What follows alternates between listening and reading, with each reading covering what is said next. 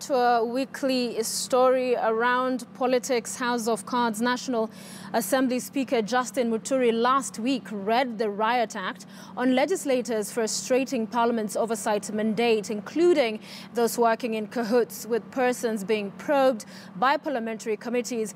But is this the culture of parliamentarians' lack of seriousness in their oversight mandate new? Well, and how far-reaching will Muturi's new directives of legislators' conduct be? Our political affairs reporter interrogates on this week's House of Cards.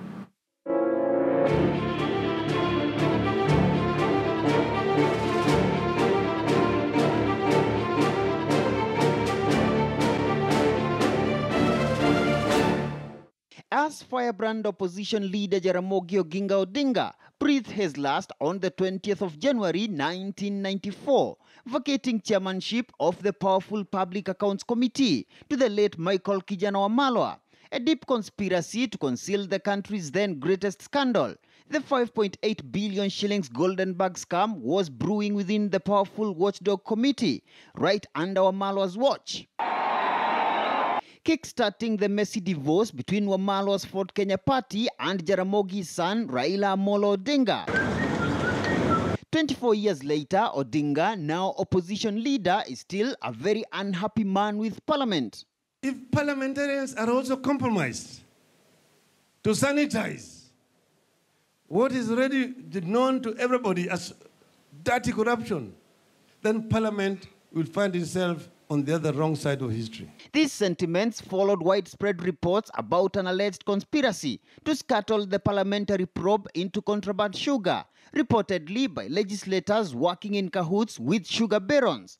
The 38 Joint Trade and Agriculture Committee, co-chaired by legislators Kanini Kega and Aidan Ali, tabled the final report in the House on Wednesday, only weeks after National Assembly Speaker Justin Muturi dismissed their preliminary report as shallow and inconclusive. Honorable Speaker, I wish... But before then, reports of misconduct among some committee members, including hugging and getting too cozy with key witnesses, have caught Speaker Muturi's attention. That members should relate with persons appearing as witnesses before the committees at arm's length. In this regard, while appearing before committee, witnesses should be ushered in and escorted out by the Secretariat or the Sergeant-at-Arms. Again, I have cautioned members that the people that appear before you are not your enemies. You have no business shouting at them or even talking to them in a manner that would almost amount to insulting. But such scenes of crowded committee rooms have also become too common in the 12th Parliament, particularly where most legislators have vested personal interests, as was the case with the sugar probe, and Muturi is not amused. You remember, I said it publicly. Please, don't just become a friend of a committee merely because somebody from your village is appearing before the committee for the sole reason of going to show how clean that particular member from your village is, or how good they may be. Many of the members of Parliament have interests in the business sector, and to ask parliamentary committees to investigate their colleagues will not work very well. It's like you sent a hungry dog to chase a man who is carrying meat. Pundits who say that we appear to be massaging the egos are right. I must agree. I must say that I cannot defend Parliament to that extent, because even if one committee is working well, that is not Parliament. That's just one committee. Parliament as a whole, if we were to be given a test as to whether we have done our oversight well, chances are that we would fail that test.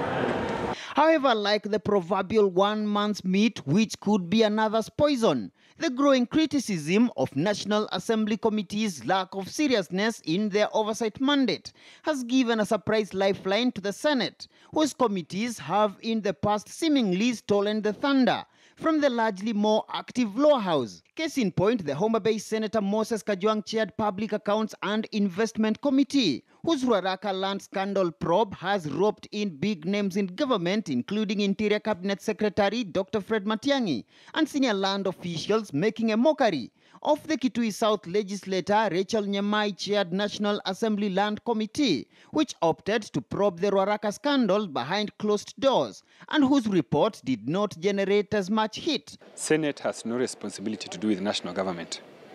Their mandate starts and ends with counties. So if you find senators convening meetings to interrogate the executive, it is not right. Kenya is divided into counties. Anything that happens in this country happens in a county. And therefore, that the Senate also the committee going to find out, for example, the Solai and other Ruaraka, finding out what has happened. That is within the county, which is our role, which is our mandate. Nevertheless, the clock is ticking fast through the 12th Parliament. Now, even with Muturi's new directives meant to enhance Parliament's watchdog role, the next headache, it appears, is reining in on members with vested interests in matters before Parliament, even as Kenyans continue to question the legislators' seriousness in their oversight mandate.